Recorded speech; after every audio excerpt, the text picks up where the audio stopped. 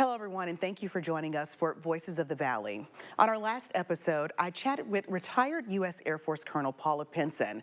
And if you saw that episode, you know she has quite the life story. She's been through a lot, had a lot of life challenges thrown her way. Well, in this episode, we're continuing our talk with her to find out more about her blueprint for success and how she pushed back on all that life dealt her. Here is her story.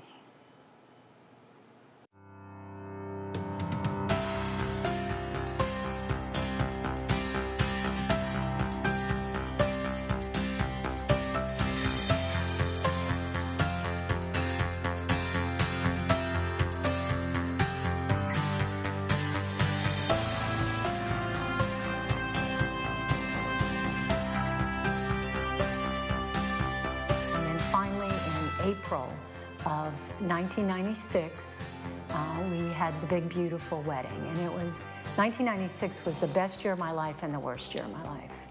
And you might find that shocking, considering what you've already heard so far. But there is one major incident that happened in October of that year. And my son had just turned 17. He was in a car accident. He was sitting in the back seat. The boys in the front seat, where they were coming home from football practice, punching each other out, doing 80 miles an hour, and run into a tree. And my son had a lap belt on, the old days, 1990s. And he did this. And he had internal injuries, sliced his colon, and he broke 3 vertebrae in his back. Well, if you can't, after surgery, you're supposed to get up and move so you don't get a blood clot. Well, he couldn't get up and move because he had broken back. And 2 weeks to the day after the accident, he died in my arms of a pulmonary embolism, a blood clot in his lung. When my mom died, I imagined her in heaven. Green fields, spring flowers, beautiful. Right. She had had a really rough life. She deserved it. And I imagined all that beauty. And that was just, gave me peace for her, not for me, but for her. When my son died, I was ticked. I was angry. I yelled at God. I screamed at God. Thy will be done, my posterior. Yeah. Right? That's your baby. That's one of your kids. And yeah, he was, I had girl, boy, girl. He was the boy. And he was charming and sweet, 17 years old, loved by all, absolutely hysterical. He imitated Jim Carrey in Pet Detective, Ace Ventura, Pet Detective. Yes. And he did it better than Jim Carrey did. He once told me when he was 15, the most important thing in his life was to make people laugh. And he was 6'4", and he said, "Mom, only 4% make it into the NBA, so I'm going to work on that backup career of being a funny announcer at ESPN." So he had plans, he had plans for his life, and they were just snuffed out like that. And so all of that counseling didn't help very much. Out the window in that second, yeah. I became very suicidal. I figured out that, what next? I had significant emotional event checked off. And I screamed at the God, why me? Why me? What did I ever do? What did I do to you that was so bad that you would take my beautiful little baby boy? And it was rough. I mean, it was really rough. On the 1-year anniversary of my son's death, my husband, who was the current last, he prefers I say last, the last husband was so precious during that 2 years. He was so compassionate as he started out being. Right. And he took me to England. I had always wanted to go to England. We went to York Minster Abbey, and underneath the abbey, it was built in the 1500s, but underneath is the shards of the Roman road, 400 AD. Wow. And you're standing on the Roman road, and you're looking around, and obviously it's very quiet, and it's very spiritual. You just feel history. You feel history. And then I went, on the continuum of time in the universe, I'm a speck. I'm nothing. And I came back home more depressed than I went. No. I felt so bad for my hubby because he was trying to cheer me up and give me something I'd always wanted. And so I came back and I just wanted to quit life.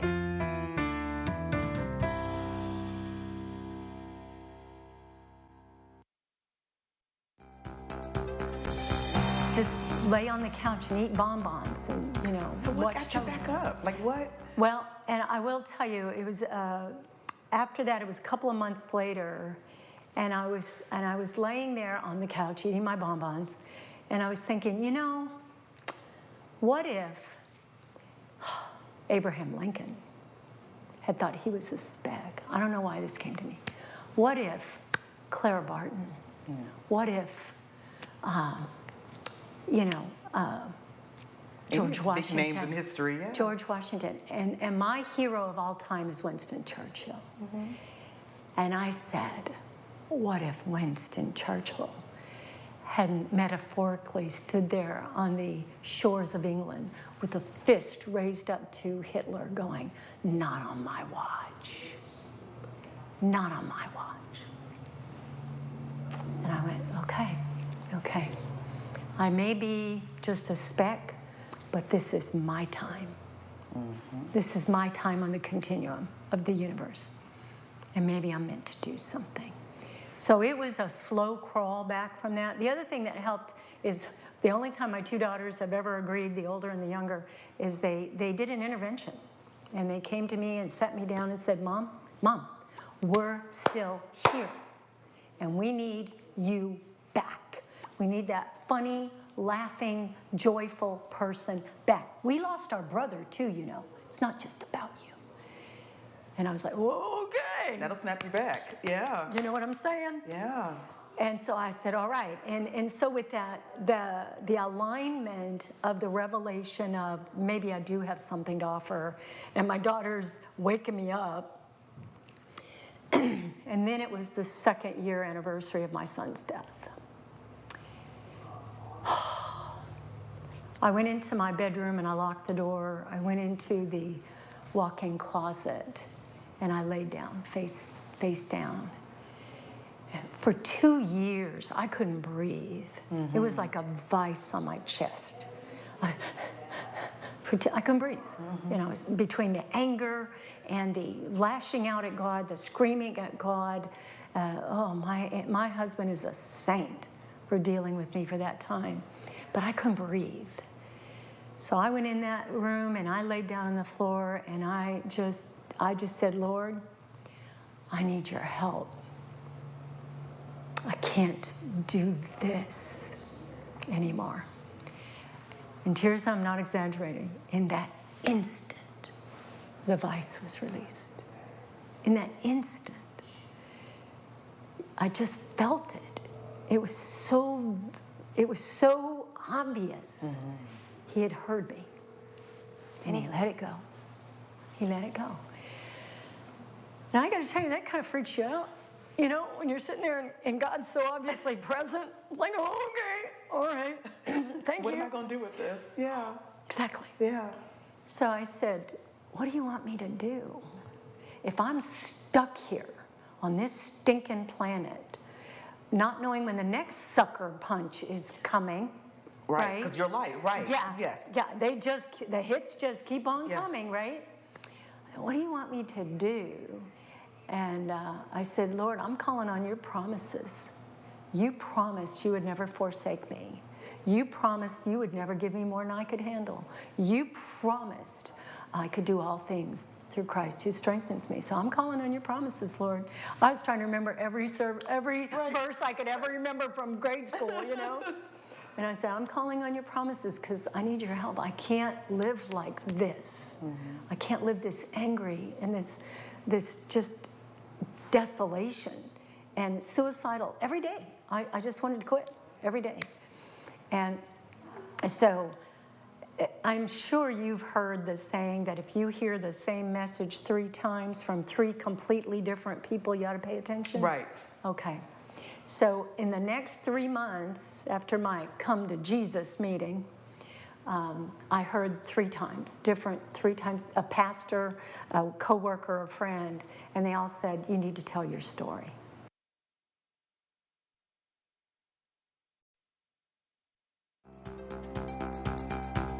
Tell my story, that's too easy.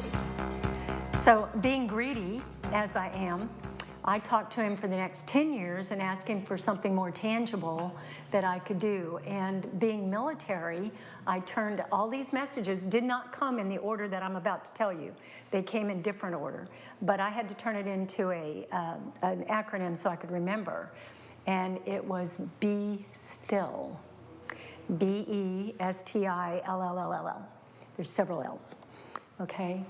And it was be brave each and every day, because you don't know when that next shoe's going to drop or that next sucker punch. Be brave. S is serve something greater than yourself. Teach. Everything you've learned, teach it, share it. Inspire others to achieve their fullest potential. Learn first about yourself. I'm 68, I'm still learning about me. Same. You know, learn about yourself, learn about the needs of others, and learn the subjects on which you're supposed to be a subject matter expert so you can be a good steward to for me, my students. I teach at Pellissippi, you know, for my students, for my employer, for myself. Listen twice as much as you talk, because you can't learn anything new if you're doing all the talking. Okay, that was hard. That's the one I'm working it. Love unconditionally and generously, no matter race, creed, color, national origin, age, gender, orientation, disabilities, veteran status. No matter what artificial demographic, we insist upon labeling each other. God said, just love unconditionally and generously. And finally, lead from wherever you sit. And when I'm giving this speech to Civil Air Patrol cadets and junior ROTC, I said, you can lead at 12 years old. That's right. You don't have to be in a position, an appointed leadership position. Lead from wherever you are, in your community, in your church, in your volunteer organizations, in your family, you know, lead. Wait, so this is a great segue, because here it is. You are rising in the ranks in the military. Yeah. Colonel. Yes. This little girl who Yeah. was a migrant worker. Yes. Who had all these things thrown at her in life. You know, just kind of quickly tell me about what was it like rising in the ranks and making it to that status? Well, it was kind of an interesting journey. I consider the first 15 years after my mom died as years of self-sabotage. So you've already heard about the divorces, you've already heard about the firings. Well, I was also not doing well in a military status. I was an E4, so the highest in the enlisted ranks is E9. Okay. So E4 is just basic. You're a technician. You're just doing your job. You're not a baby airman, but you're just a staff sergeant, E4. Well, I stayed E5 for 15 years. That's unheard of. Okay. And that was because I was focused on me and not focused on the mission and focused on people. I was trying to prove myself. And I had a bachelor's degree and I had a master's degree. You only have a high school education. You can't tell me what to do. That was one of those self-defense mechanisms. I didn't want anybody to see how hard I was hurting. Well, I was 2 years from retiring as an E5. At 18-year E5. I mean, that was ridiculous. And then I went to counseling. And then I got my head out of the sand. And I turned the mirror from me to helping the mission, helping my airmen, helping my boss. When I got in the Guard, actually I started in the reserve, I said to him, how can I help you? I had my master. I'm sitting there with four stripes on, and I said, "How can I help you?" And he's the wing commander, and he reached into his drawer and he pulled out a folder and it said THTD. And this is long before we did OMG and LOL. Okay. LT, THTD. And he said, "If you do anything in this folder, I will promote you." And it was too hard to do. Oh. He didn't know how to do it. He was a fighter pilot, but he didn't know how to do strategic planning. Well, that's what I did in my civilian job. And so I helped him do mission, vision, objectives, goals, and I helped him and his executive team. I facilitated, and he promoted me to E6. And then in minimum time and grade, I was promoted to E7. And then I was promoted to E8. And I went from an E5, lovingly I say this, loser, 15-year E5 to E8 in 6 years. And that's minimum time that you can make it. And it's because I turned the mirror from me to others and started helping the wing and started helping people, started teaching classes, problem-solving classes.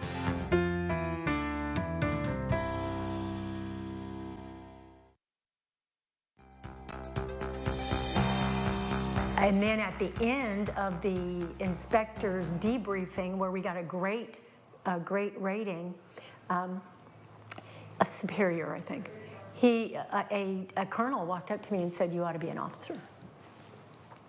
"Sir, I'm too old." "Not for medical." "Sir, I can't stand the sight of blood." He goes, "No, I mean paper medical, not blood medical. You would be the administrator. You would do all the medical records and budgeting and resources and equipment and everything that makes the blood people be able to do their jobs." And I, okay, but I've only got 1 year to be chief, and E9 is pretty special. Chief rules the world, so I'm good. But you did it. I'm good. Well, I went home and I asked my husband, he was a retired lieutenant colonel officer, and I said, "You're not going to believe what they said. They said, you ought to be an officer." And he goes, "How much longer do you want to play? If you become an officer, your 20-year clock starts over." I had already been in the military 23 years at this point, and I loved it. It saved my life. It gave me a life. It gave me purpose. It gave me a sense of belonging. Wearing that, I want to tell you, Tearsa, if you ever wear your uniform in an airport and you're walking along, I'm going to have a moment, and people say, "Thank you for your service." What did that young man out in the hallway just say? He said that when I "Thank you for your introduced service." you, yeah. And I got to tell you, we aren't looking for that, but it's very validating. And so, this sense of belonging, I only had like 4 years left as an enlisted person, and I didn't want to let that go. Even if it was 1 weekend a month, I knew I belonged, and those uniforms were hanging in my closet, and I didn't want to let that go. So I went back to the gentleman. I said, "All right, what do we do?" We did all the paperwork, and I became an officer in May of 1997, almost a year after my son died. I feel like listening to you and having known you for a while, your biggest story is resilience. You always bounce back. So just get us up to speed real quick. You are now teaching. You're at Pellissippi State, which you love.